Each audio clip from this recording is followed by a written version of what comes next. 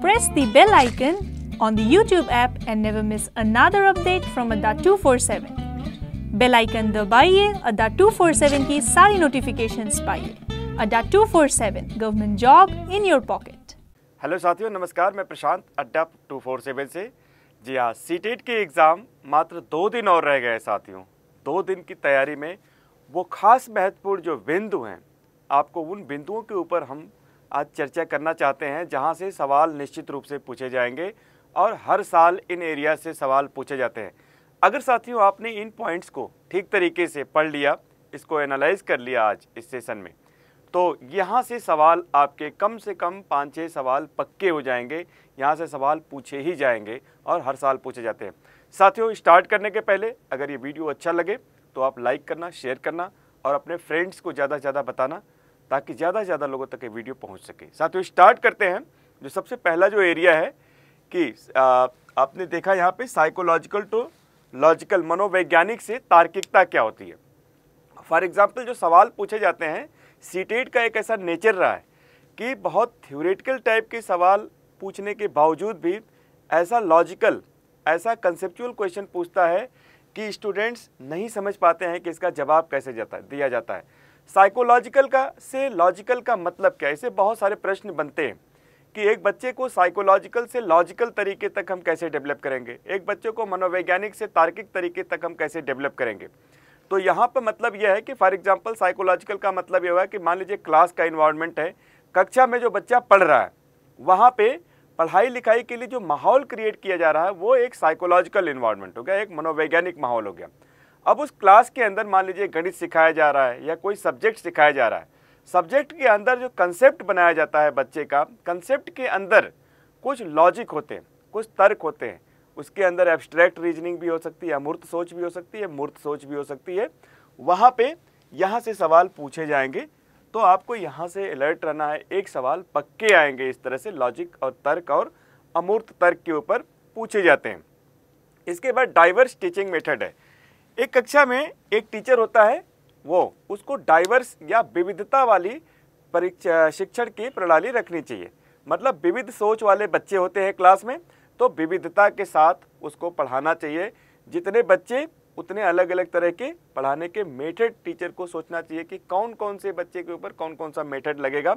Diverse thinking से सवाल हर साल आते हैं। विविध शिक्षण प्रणाली और चाइल्ड सेंटर्ड एजुकेशन, यहाँ से सवाल पक्के आएंगे आपके एग्जाम में। यहाँ पे आपको ध्यान देना है, जितने क्वेश्चन इससे रिलेटेड है वो प्रैक्टिस करनी है आपको। इसके बाद साथियों इंडिविजुअल डिफरेंसेस, उसी से रिलेटेड है व्यक्तिगत विभिन्नताएं। लेकिन यहाँ से जो सवाल बनेगा, मैं आपको वो एरिया बता देता हूँ जो महत्वपूर्ण है।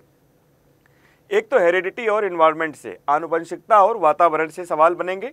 आनुवंशिकता में वो भी 2 तरह के जो जुड़वा बच्चे होते हैं, जो भ्रातृक जुड़वा आइडेंटिकल ट्विंस और फ्रैटर्नल ट्विंस होते हैं, वहाँ से सवाल पूछे जाते हैं कि आइडेंटिकल ट्विंस जो है वो अपने गुणों में ज़्यादा समानता दिखाते हैं, या जो फ्रैटर्नल ट्विंस होते हैं, दो ही भ्रातृक जुड़वा होते हैं, वो अपने गुणों में समानता दिखाते हैं।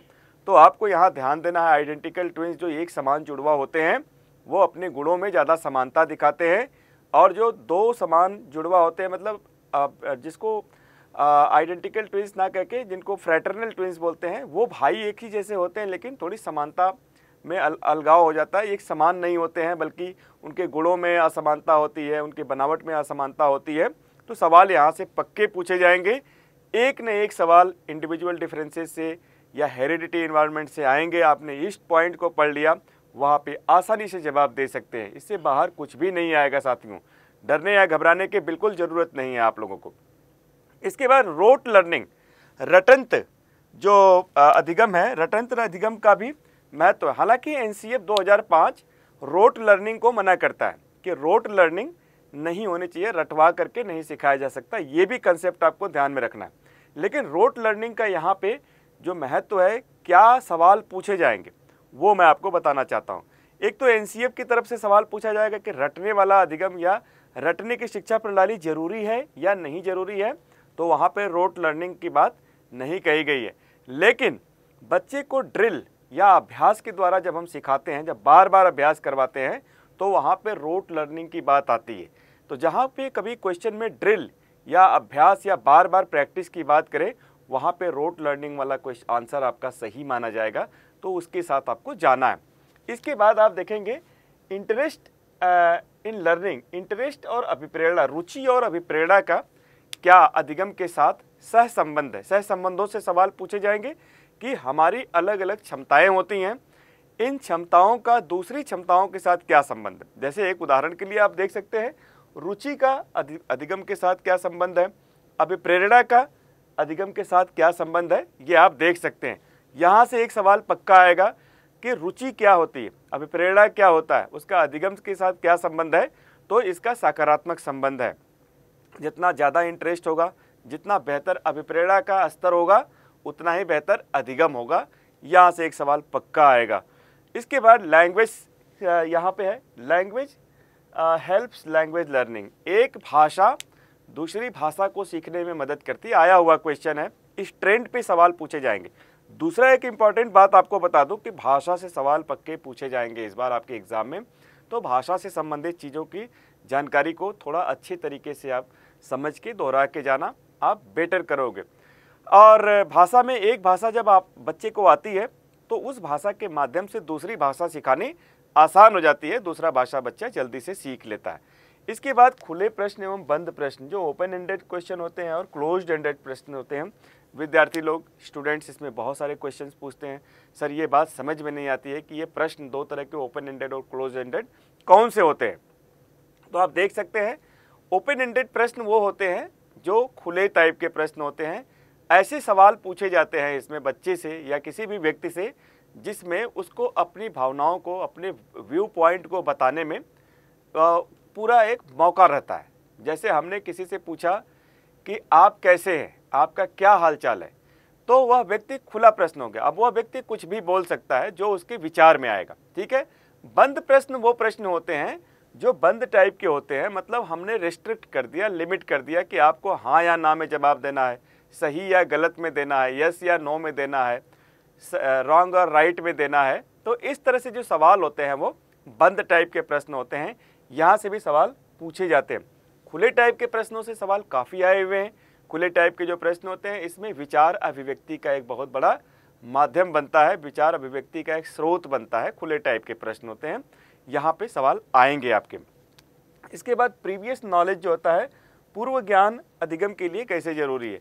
पूर्व ज्ञान, पूर्व अनुभव और अधिगम के लिए यह एक सह संबंध है। जैसे कि आपने जीन पियाजे की भी थ्योरी में पढ़ा है कि स्कीमा जो होता है, स्कीमा जो होता है वो उसमें एसिमिलेशन का जो प्रोसेस होता है जिसको बोलते हैं सात्मीकरण।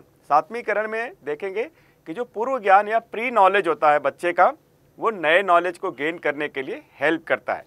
एक तो ये जीन पियाजे की थ्योरी से हो गया, कॉग्निटिव डेवलपमेंट की थ्योरी से हो गया।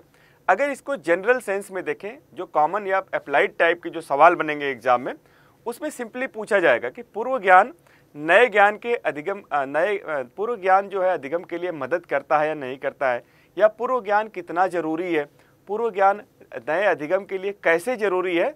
इस तरह से सवाल पूछे जाते हैं।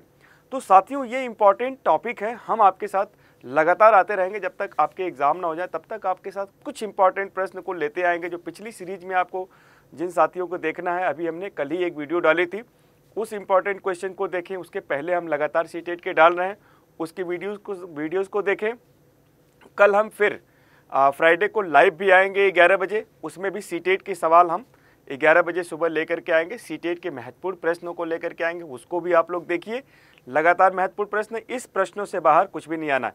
जैसा कि CDP लिखा हुआ है, तो CDP का मतलब बाल विकास एवं शैक्षिक शास्त्र ही नहीं है, बल्कि पूरा जो आपका सीटेट का एग्ज़ाम है जो 150 नंबर का आता है, उस पूरे एग्ज़ाम के लिए पेडागोजिकल कंटेक्स्ट में भी आपको ये मदद करेंगे चीज़ें सॉल्व करने में, ठीक है। चाहे आप साइंस के स्टूडेंट हों, मैथ के हों, सोशल साइंस के हों, या हिंदी के क्वेश्चन आए, इंग्लिश के क्वेश्चन आए, और CDP तो है ही, तो मतलब सभी एरियाज़ में ये सारे प्रश्न आपको मदद करेंगे सॉल्व करने के लिए। तो साथियों, अगर वीडियो अच्छा लगा तो ज़्यादा से ज़्यादा फ्रेंड्स को शेयर कीजिए, लाइक कीजिए। और आज इस क्लास को यहीं पे समाप्त करते हैं। फिर कल 11 बजे फ्राइडे को हम नए वीडियो के साथ सीटेट के मिलेंगे। तब तक के लिए नमस्कार।